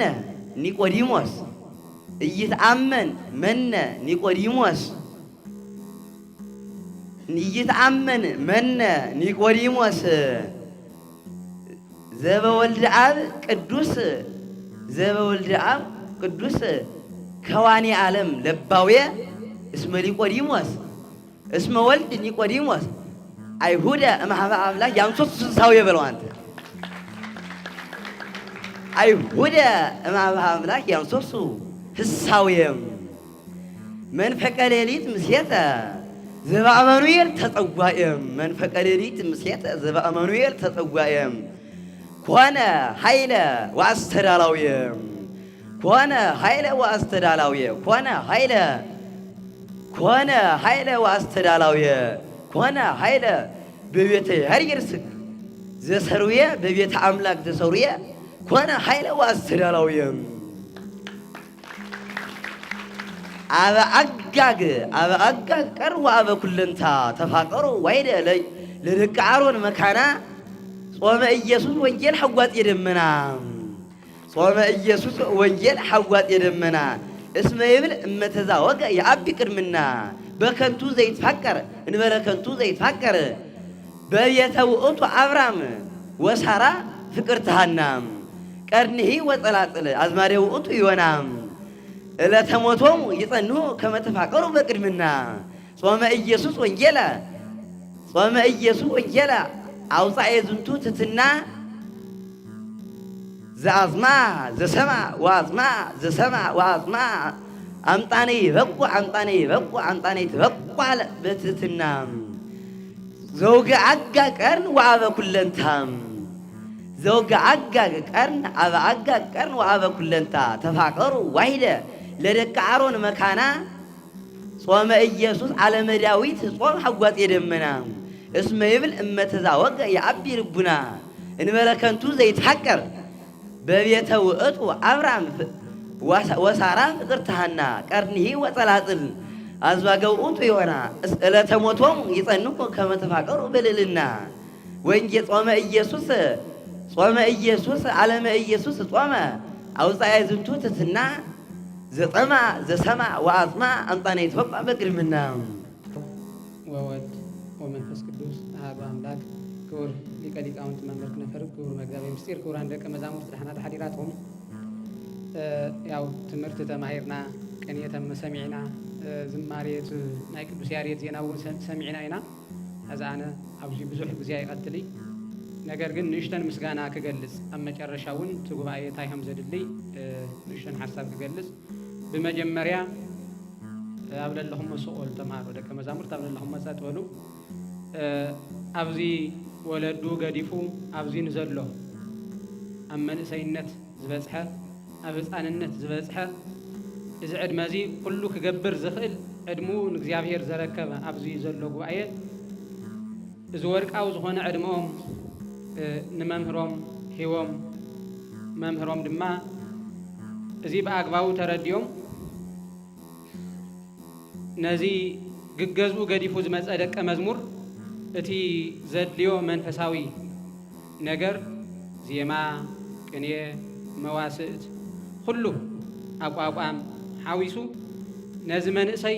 ዕድሙኡ ከይበልዐሉ ብኣግባቡ ናቶም ዕረፍቲ ቀኒሶም ቀትሪ ለይቲ ካብዛ ጉባኤ ንዘይፍለዩ ሊቀ ሊቃውንት መምህር ክነፈር ካብ ልቢ ከመስግን ይደሊ ሓደ ግዜ ስትድምቕ ዝበልዕልታ እሺ ካብኡ ቀፂሉ ድማ እዚ ጉባኤ እዚ ብብዙሕ መልክዑ ንሓገዙ ዝመፁ ኣብ ኣውስትራልያ ዝርከቡ ወላዲና ቆሞስ ኣባ ሃይለልኡል ካልኦት እውን ሽሞም ክለዓሉ ዘይደልዩ ሽመይ ንእግዚአብሔር ይኮነለ ኢሎም ድማ ኣቦና ሓደ ኣቦና ካልኦት እውን ኣብዚ ጉባኤ እዚ መጀመርያ ግድግዳ ነይሩ ካብ ግድግዳ ላብዚ ቅየር መጀመርያ ጸልማት ነይሩ መብራህቲ ከኣትዎ ተተምሃሪ ቀትሪ ይኹን ለይቲ ትግዚኡ ብኣግባቡ ክጥቀም ከጽንዕ እዚ ጉባኤ እዚ ዓብይ ኣስተዋጽኦ ንዝገበሩ ድማ ኩሎም ብልበ መስግኑለይ ካብኡ ቀፂሉ ድማ ኣብ ማእኸልና ለሎ ጥበብ ይብራህ ሚድያ ሎማዓንቲ ብኣካል ኣብ ዝተረኺቡ ካሊእ ግዜ ድማ ኣብ እግሪ ቤተ ክርስቲያን ዓመታዊ በዓል ኣብ ዝወሃብ ስብከተ ወንጌል እቲ ብብዙሕ መልክዑ ብማሕበራዊ ሚድያ ዝጉዳእ ዘሎ ንዕኡ ከምህር እቲ ብኣካል ኣብ ቤተ ክርስቲያን ዝመፀ መንእሰይ ዝመፀ ምእመን ኣብ ቤተ ክርስቲያን ይመሃር ኣሎ እዩ ነገር ግን እዚ ትምህርቲ እዚ ብዝተፈላለየ መልክዑ ዝሓለፎ ብስራሕ ብስደት ብዝተፈላለየ መልክዑ እቲ ቤተ ክርስቲያን ትህቦ ኣስተምህሮ ክረክብ ዘይከኣለ ኣብ በብገዝኡ ኮይኑ ኣብ ኢዱ ብዝሓዛ ሞባይል እቲ ናይ ቤተ ክርስቲያን ስርዓት ትምህርቲ ክሓልፍ ዝገብር ዘሎ ጥበብ ይብራህ እውን ሓደ ግዜ ድምቕ ኣቢልኩም ኣመስግኑለይ እዚ ድማ ብእግረ መንገደይ እንታይ ክብል ደሊ እዝሎም ማዓንቲ ላተነገረ ነበረ ናይዞም ደቀ መዛሙርት ዝቐርብ ዝነበረ መዝሙር ላብ መላእ ዓለም ክተብፅሐልና እዚ እውን ሓደራ ብል ከይተቆራረፀ እቲ ክእረም ዝግብኦ ነገር እኳ ዋላ ተሃልዩ ተኣሪሙ ነገር ግን ኩሉ እዚ ብዝለሎ ተምሃሪ ናይ ቤተ ክርስቲያን ሰራዊት እዩ ይዕለም ኢለሎ እታ ቤተ ክርስቲያን ክሕልወላ ልኽእል ብዜሙ ብመዋስእቱ ብኣቋቋሙ ብስርዓቱ ብዜማ ጥራሕ እኳ ዘይኮነስ ብስብከት ብወንጀል እውን እታ ቤተ ክርስቲያን ክበፅሕ መምህርና ካፍታ ናይ ጉባኤ ቀኒሶም 4 መምህራን ኣተሓባቢሮም يومهر اللهم سلازي استمهار زي يعلم سلازلو نزي زاد اللي ما أنتان أملا عالم للو سبك حق زنا بقات أمي ندحريتون كيت في الليلنا حزبون ملو غير خاك تعلف قد حساسي بدلي كابز قصيلو دما أملا عالم بتباب إبراهيم ديا كم دما حونا زمان نكات زمان تباب اللي توبالو بو بخلتيو كل كغيو زي يوم تريوم للهم بيمان بسقا بوتاس أيوم ون أبدق للو زمان زي تريوم للهم نبيتك شان سراويتيو ቤተ ክርስቲያን በቅስና በጵስና በመምህርነት በመምሕዳሩን ሐዊሱ ክሕልው ልኸሉ ሰራዊት እዮም ኣብዚ ልህነጽ ለለው እዛ ጉባኤ እዚኣ ድማ ናይ ቤተ ክርስቲያን ሰራዊት ታዕሊም ዝወርዱላ እያ ብትንርዶ ቋንቋ ብታብ ቀረባ ዘሕለፍናዮ ዘይረሳዕናዮ ብኡየ ክነግረኩም ደሊ እቶም ህዝብና ክሕልው ኣብ በረኻት ወርተለው በየበረኹ ንሃለው ጊዜ ንዓና ንምሕላው ዝወፁ ስለ ዝኾኑ ከካብታ ዘላትና ህዝብና እንጀራ ለላቶ እንጀራ ማይ ለላቶ ማይ ለሃበ ለሐገዘ ላብዝም ጽሑ እዚኦም ለለ ንቤተ ክርስቲያን ክሕልው ትሪእዎ ለለኹም ዝበረኻ ኣብ ዝበረኻ ታ ሰፈሮምውን ኣብቲ ደገለለው ጎጆ ትሪእዎ ኢኹም ብሚድያ ኣብ ከም ዕንጨዋ ልክዕ ኣውኻና ሰፊሮም ዘለኣለማዊ ዝኾነ ቃል ቤተ ክርስቲያን ዝሕልውላ መስርሕ ክሕዙ ክዕጠቑ ኣብዚ ኣለው እሞ ኣብ መላእ ዓለም ለለኹም በእውነት ነዛ ቤተ ክርስቲያን ዚኣ ነዚኦም ምሕጋዝ ማለት ቤተ ክርስቲያን ሓለውቲ መውፃር ማለት ቤተ ክርስቲያን ሓለውቲ ምክንያቱ እዚኣቶም ኣብዚኣ ይህነፅለው ኣብዚኣ ተሃኒፆም ላብ ኣብያተ ክርስቲያናት እዮም ክብተኑ ልክዕ ከምቶም 12 ሐዋርያት ምስ ክርስቶስ 3 ዓመት 3 ወርሒ ዝነበሩ እዚኦም ክክዝ ወሰደ ይውሰድ ግዚኦም ኣብዛ ቤተ ክርስቲያን ዚኣ ታዕሊም ኣለው እሞ ከምቶም ብስጋና ዝሕልውና ሰራዊት ንሕግዞም ነበርና ኣብ መላእ ዓለም ለሎ ህዝብና ይኹን ኣብ ውሽጢ ዓዲ ለሎ ህዝቢ ዝሕግዝ ዝነበረ እዚኦም እውን ናብ ቤተ ክርስቲያን ናዛ ቅድስት ቤተ ክርስቲያን ሓለው ትኾኑ ጽባሕ ንግሆ ይዕለም ኣለው እሞ ንዖም ዘድሊ ሓደ ክልተ ነገር ኣነ ክጠቅስ ሓደ እዛ መጽሓፍ ቅዱስ ትደለይ እዚ ኣብዚ ለሎ ተምሃሪ ወለዱ ገዲፉ ኣብዚ ኣለሎ ናይ ጸዋቶ ዜማ ልመሃረሉ ምዕራፍ ጾመ ድጓ ልመሃራሎ ዝማሬ መዋስእት ዝመሃራሎ ساعن مجزء مصحف مسبب تسقيعو زدامس تمهرلو عقم ليو حدا زيد اليوم كالي بتوسخي كافتن اي زيما بتوسخي بسبكه وانجل اغلغلوتون كورسي تمهرتي يمهارو سلازلو نعو زدلي دما زيات اليوم ذا مصحف قدوس زيات الدلي ذا مصحف قدوس زيا ابزي كافتن اي قدوس ياريد زيما تمهرت بتوسخي ابزين هالو خالي غزي كيحلفو أوزا بقودن زيما بقودن مستير بقودن وانجيل بقودن بلوي تماهيرهم كوزو زي مصحف زيات اليومي أما العالم للهم بيت كريستيان كحلول لنا ناقانوه نمنافق أن كملسو منافق أن زلعلوه حتوتا بزي مصحف كدوز ملست آخوهم كأسروهم منتان كمتي كدوز بيتروس زنقرنا ودلوانيكم وحلو كما تاوسؤهم قال للي استيعالوكم بأنت ذاتي تسفاكم سلتها حيزهم ما للهم امنتهم زحتهم سبات መልስ ክትውሲ ተዘጋጅኹም ንበሩ ኢሉ ቅዱስ ጴጥሮስ ከም ዝነገረና ኣብዚያ ቤተክርስቲያን ተሓቶ መልስ ሁሉ ልዘጋጀይልሞ ካፍታ መልስ ክሁላ ዝዘጋጀይላ ዛ መጽሐፍ እዚኣ ድማ ኣብ ጉባኤና 25 እንደለዋ 25 ጥራሕ እንደለዋ እቲ ተምሃሪ ግን 500 እዩ በዚሁ ስለዚ እዛ መጽሐፍ እዚኣ ኣብብ ዘለናየ ቦታ ኮይና ዋጋ ዛ መጽሐፍ እዚኣ انت خيلنا تا مصحف اغزينا انت زي خيلنا ون تواغا مصحف بتناي واي حلقه بتناي واي العلواي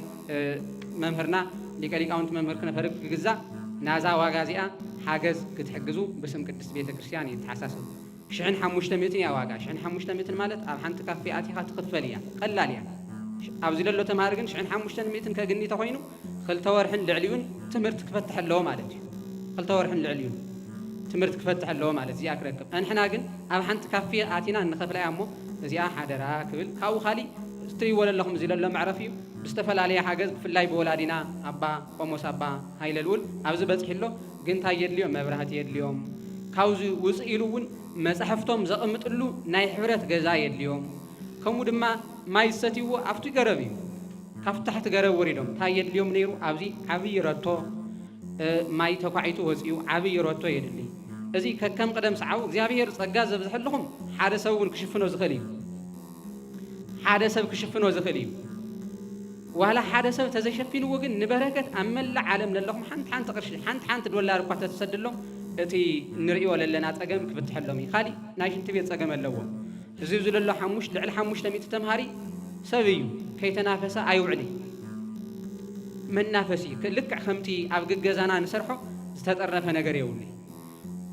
أبعلو افتبرخا من نفسيهم افتبرخا بعلو مزنعهم سلازخنا زيون عبي تساقم سلازلوهم بفلاي سبسقا أبزوح بوتاتات تساتفو أب كلنا أما غلل اللهمون أب خالي بوتا زلهمون حانتش انت بيت الزبزل اللو تمهاري تتهانسو عبي واقا عبي أستواسو عبي بركتي مو زين دحر غيرنا خوينا زم تمهارو تعنوهم كل التحلو كون تمهرتهم كي تولالو أترم مسليتي تمهيرهم ناقان قوة بيت كريستيان حاليوم حاصورنا بيت كريستيان زبعنا بيت كريستيان خوينهم مؤمنانهم بتكبار زمرعيهم خونمو زي حدرا كتقبرو زاستواسو كتقبرو زي آتهم سلسلق إلهم تسديدهم كلك سرح زغل قلبة اللوم كم تنحنا نسرحو كم تخلاتنا بب استفال عليه بوتان نسرحو جن قلبتهم ناي ولدهم هافتي ناي بعلم قلبت لكزافير عوفيهم يما بزقوا عايز اللوم مو نسخاتهم ون بركة كتساتفو صاوعيتي لقربوه وسمات لكزافير ولا يجرن قلي በስመ አብ ወወልድ ወመንፈስ ቅዱስ አሐዱ አምላክ አሜን። ተኸበሩ መምህርና ሊቀ ሊቃውንት የቤተ ክህነት ሰርግ ተኸበሩ ሊቃውንት የቤተ ክርስቲያን ደቀ መዛሙርት ብሽም እግዚአብሔር ፍጹም ሰላምታ ሰላም ደውዒልኩም ሰላም ደጸኒሕኩም እኳ እግዚአብሔር ብሰላም አራኸበና ቤተ ጉባኤ ድንግል ተዘከርኒ ሰማየ ሰብሖ ቺያቺ አምጣና አኳ አቅሜ ንዓኻትኩም ልገልጽ ነዚ ቤተ ጉባኤ እዚ ዝገልጽ ቃል የብለይ ጥራሕ ደስታይ ኣብ ዝጠጠው ብምባለይ ዛምሶላ ብምኽዳነይ ደስታይ ታሕጓሰይ ክርድአኩም እዩ ልብል ተስፋ ስለሌለን ጠጠው ኢለ ኣለኹ ማለት እዩ እሞ እግዚአብሔር አምላክ በዚሑ ኣብዚሑ ኣበዛዚሑ ይባርክኹም ብጣዕሚ ደስ ይብልኒ እዚ ጉባኤ እዚ ብእዝኒ ይፈልጦ እየ ብእግር እውን ሓደ ክልተ መዓልቲ ኣብቲ ጉባኤ ቤት ረጊፀ ነይረ ሃም ደቀ መዛሙርት ሃምዚ ተኣኪኹም ርአኩም ይፈልጥ እሞ ኣብ ጎንደር ኣብ ጎጃም ዝርኦም ቤተ ጉባኤታት እናረእኹ ይቐኒዕ ነይረ ኣብ ትግራይ ዓድናስ ከምዚ ዓይነት ዘየለን ምንታይ እንዳበልኩ ናይ ሊቀ ሊቃውንቲ ዳንኤል ኩሓ ንእሽተይ ደስ በሃሊ ነይሩ ሃምዚ ዓይነት ጉባኤ ግን ብጣዕሚ ተደነቕ ኩሉ እሞ እግዚአብሔር ይባርከልና ንየነታስ ንመምህርኩም ብሞራል ሓደ ግዜ ተመስገነና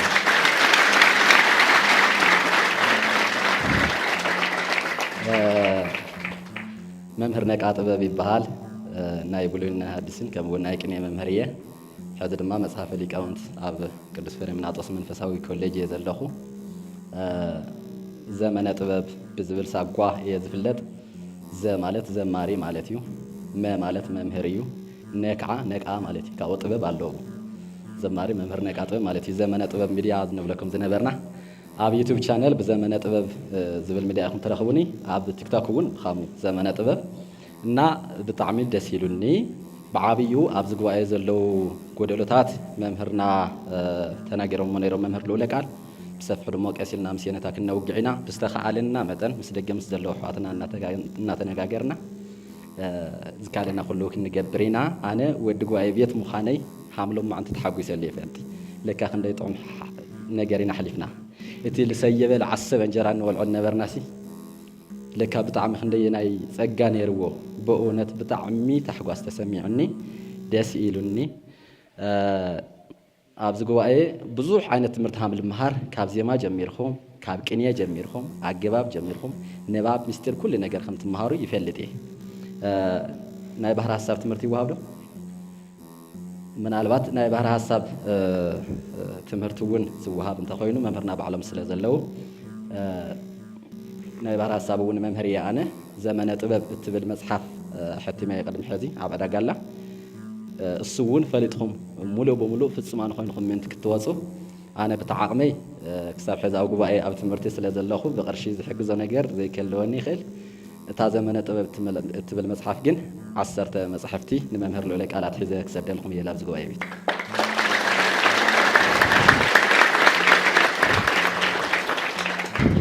كابون تايك بلكم زدلي كندزي زأكل نا كريستوس سراويت سلازلنا هنا بسلام ننبر زلنا نبر بسلام زنبر قداي نبرنا نمو بسألتهم حسونا زاداوتكم يتقارصوا እግዚአብሔር አምላክ ኣብዚ ጉባኤ እዚ ዘለኹም ዕድመ ወርቃማ ዕድመ ገይርኹም ቁፀርዎ ረሳሕ ንብል ኣለና ረሳሕ ንሰትልና ኢልኩም ከይተንፀርፅሩ ዘሎ ጎደሎ ምስ ደቂ ቤተ ክርስቲያን ኮይና ክንርሞ ንሞክሪና ንስኹም ግን በርትዑ እግዚአብሔር ይባርክኹም ንመምህርና ምእንቲ ቅዱስ ቤተ ክርስቲያን ኢሉ ነዊሕ ዕድመ ንኣገልግሎት ጥዕናን ይሃበልና ክብል ይደሊ ወስብሐት ለእግዚአብሔር በስመ አብ ወወልድ ወመንፈስ ቅዱስ አሃዱ አምላክ አሜን ደሕና ዳ አርፊድኹም ደሕና ዳ ውዕልኹም እግዚአብሔር አምላክ በስለም መዓልቲ ቅዱስ በዓልዩ ኒቆዲሞስ ዓውይ በዓል እሞ ላዘመምኩም ማሓዲርኩም እነቱ እግዚአብሔር ትማል ጀመርኩም እስካብ ሕዚ ላይ ዓረፍኩም እኒአኹም ብሰላም ኳ ዓሰባስቦ ላዘብፅሐና ኳምስ ሊቀ ሊቃውንት መምህር ከረፈርጋው አባይ ሃምዝር ኢና ይፈልጥ ዝግባኤ እዚ ተኣክብር የይፈልጣ ኣነ ልባዕለ ብዙሕ ዓመት ብድቁና ኣብዚ የገልግል ግን ሰነፍ ብምዃነ ግን ርእየ ይፈልጥ ሃምዝል ተኣኪቡ ስለለይ ተዓደልኩም ለማዓልቲ ግን ተዓድለ እየ ልብል በእውነት ብጣዕሚ እየ ኣመስግነ ልባዕለ ብስሩ ብህልና ደስ ይብል እሞ እግዚአብሔር አምላክ ያው ሁሉ እቶም መምህራና ካብ ሊቀ ሊቃውንት መምህር ክነፈርግብ አባይ ጀምሮ ካብ መምህር ሙስየ ናይ ስብከተ ወንጌል ሓላፊ ጀሚሩ ካብ መምህር ልዑለ ቃል መምህር ስብከተ ወንጌል ጸሓፊ ዓዲ ወለድ ጀሚሩ እስካ መምህር ነቃጥበብ መምህር ቅኔ ናይ ባህር ሀሳብ ሃምትልበልጎ ኣብ ቲኦሎጂ እዮም እንዲያው ተደትካብኹ እሞ እግዚአብሔር አምላክ ብጣዕሚ ገሊፃቶም ጎእዮም ኣነ ልምስግና ልክቡር መልአከ ምህረት መምህር ኣባ ሃይለ ልዑል ንምቕራብ እየ እምበር ትምሃርኾ ነገር የብለይ ተራ ዲያቆን እየ ግን ብምዕራብ ኣውስትራልያ ፐርዝ ደብረ አሚን አቡነ ተክለ ሃይማኖት መምህር ቆሞስ መልአከ ምህረት መምህር ኣባ ሃይለ ልዑል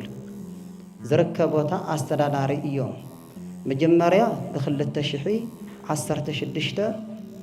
ኣበይና ተራኸብና ኣብዚ ኣብ ደብረ ገነት 30 ሰነ ካብ ቃፂሉ ኣብ ባሕቲ እንደገና መፅኦም ነይሮም ኣይ ክሪኦ እኳ ኣይከኣልኽዋ ያውስኪ ዲያቆን ክነፈርግቢ መንፈሳዊ ውላድ ወደኢኻ እሞ ርኢኻ ቃሪፅኻ ላፍትለለኽዎ ቦታ ለህዝቢ ኣቃናቢረ ልክሰደ ልክሰርሕ ሓደ ነገር እሞ ኣቃናቢርካ ስደደለ እዮም ኢሎም መልእኽተኛ እየ እሺ ኢለ ኣብዚ ከባቢ መስከረም ኣብ ስልክ ጥፊ ኢልኒ ነገር ኣጥፊአዮ ከባቢ መስከረም ኣብ ጥቅምቲ ብዚ ጎወዝ ወፅየ ቃሪፀ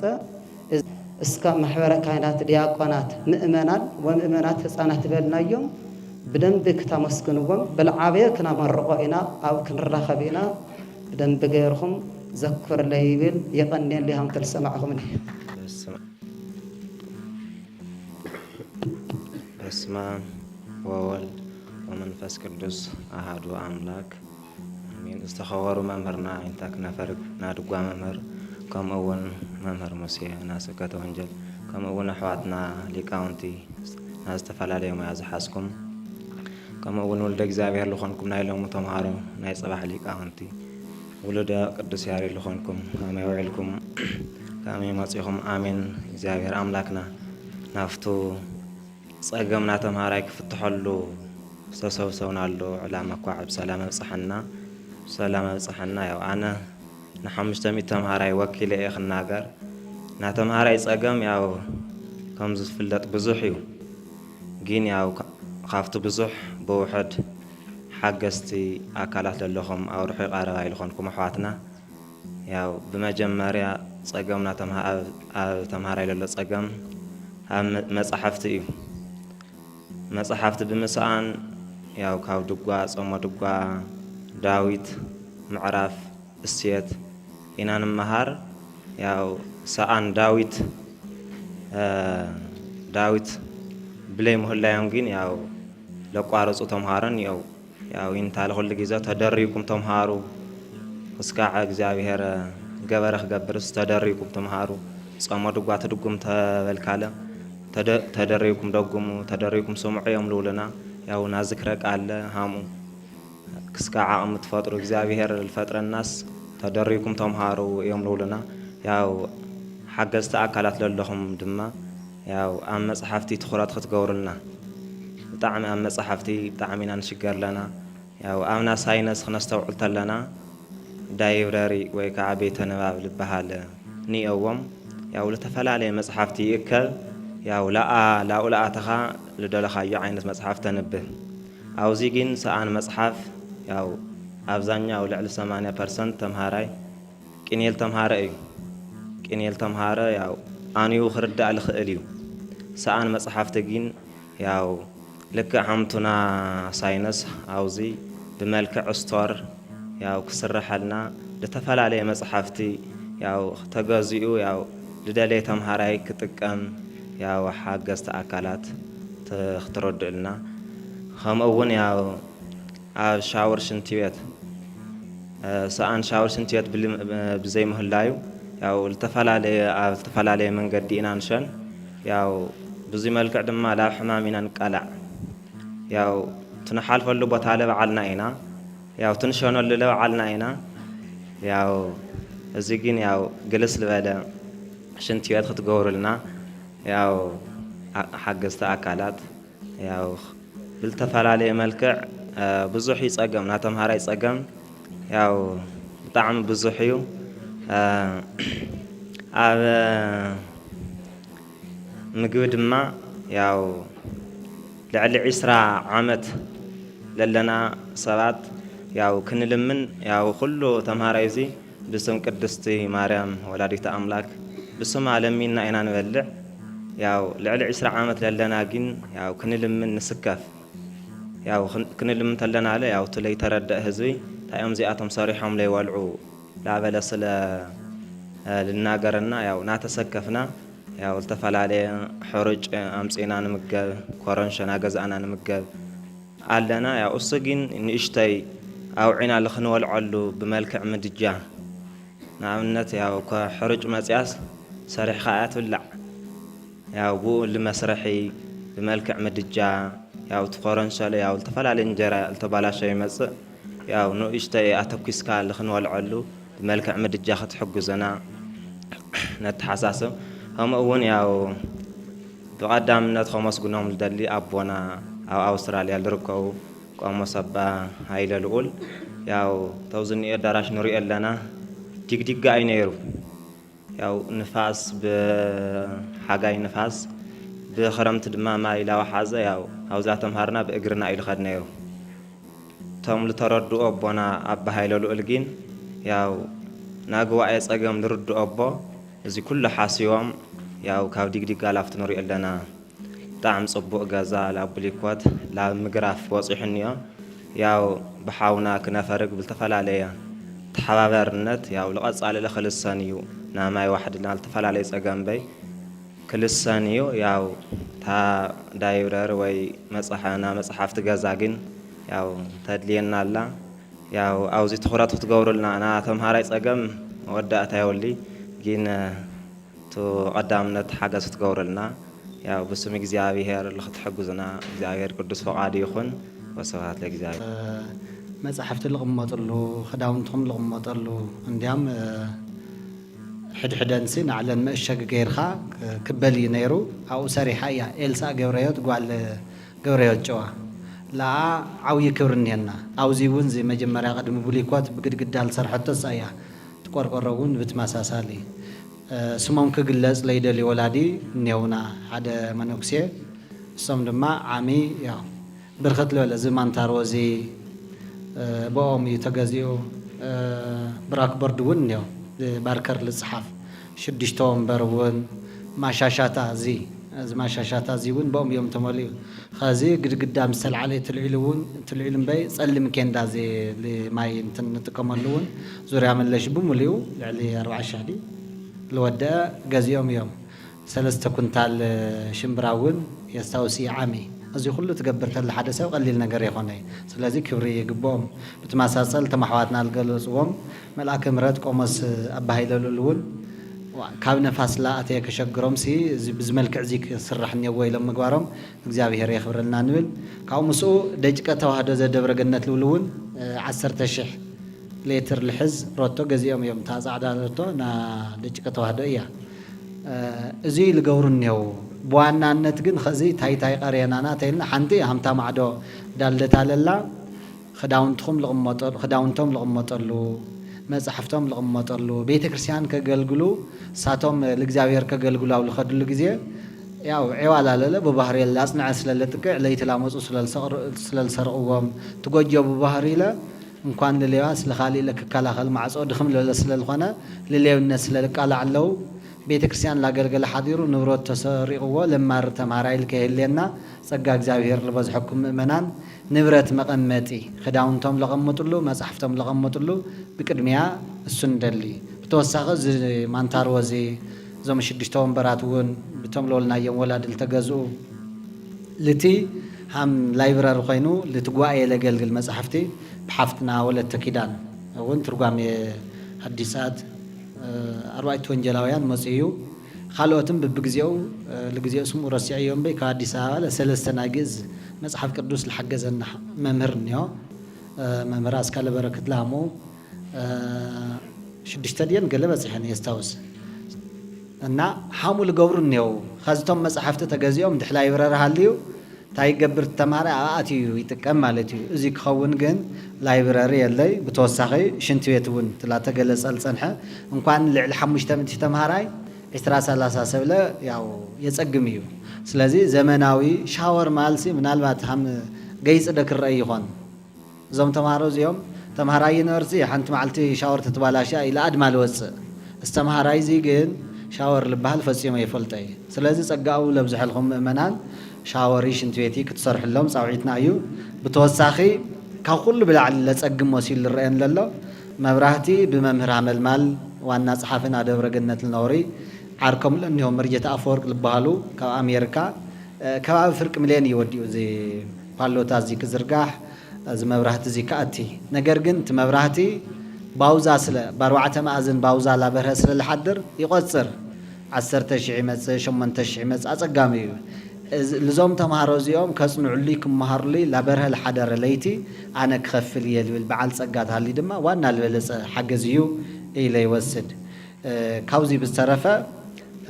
تقوايه باكل موصيكم تتريو مخنياتهم باكل موصي بعل ما يتريو بعل هفتريو تلدلي نجر وجاجون وحيدوم الى الله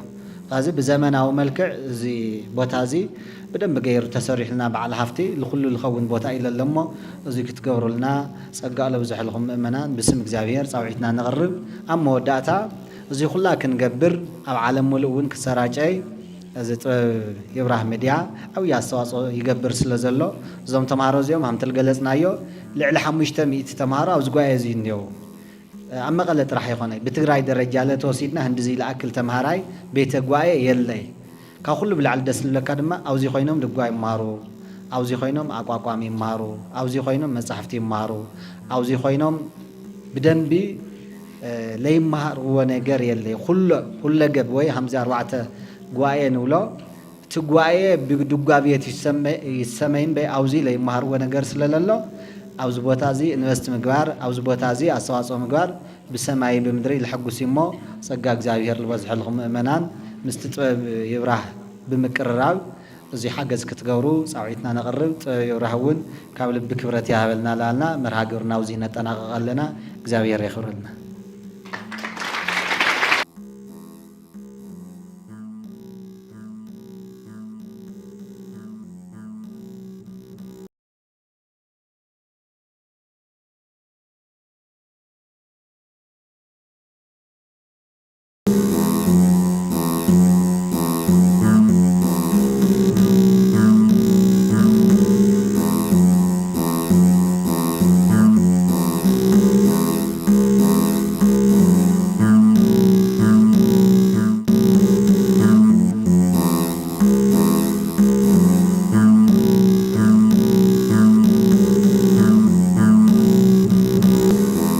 አባታቶም በእንተ ስማ ለማርያም ኢሎም እንጀራ ለምጹ እስካቱም ታንጀራ በሊዕኩም አብሳ ትምህርቲ ጠንኪሮም ከይወፁ እንድሕር ኣስኒፎሞ ተፈቲኩሞ ከይንሕተት ኩላትና أو السوشيال على الحلقة الخاين بخلع درجة خير نجار كني لا وقت من خدنا جن ياو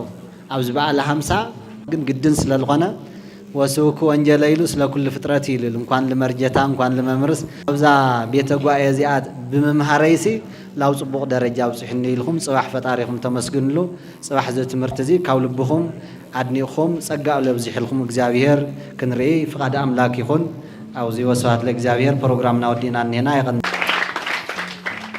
نري لنا ياو أبدا مداني عالم بدوا أنفت الركب كافت ما يصلت الورد أيو أوزي لله أو دبر جنة مداني عالم كده تجدان مرت لدتها لمريم أبيات كريستيانا زركو نايدقوا تمهارو نايسما دقوا خمون معراف زماري مواسي زمارو أوزي أيوم ما يلتقمو سونتهم الحصون أوزيو خدانهم الحصون أوزيو ياو تعلل ممارس لي ولا ما يزي أيه خالي ماي كأتيوم يقبأ نيرو سبسقا للهم ما يكتئتي لهم يقبأ أوزي للو تمهارو كل جزء التقامو محبرة سو حدا سوون ياو ما يتختل لا ويا ما يتفتل التقامون كابزا ما يزي أمخانو خلاتنا كنستوع لي يقبأ كوري مسجانا المداني عليهم خون زا ما يزي أتلي تليس همي مخون نيرو ميلنا إنا نحسب كلهم تمهارو زي أيام التقام لما عنتي أو سنة مستمخان يوم عرفت سلالخانة وحد إلهم بي كاب سانيس كعارو للا تمسينا أو زي كله تمهارة أو زي خدان الحسب أو زي سونتي حسب كاب زي آدم ما لساتي عماي لقد حيوسد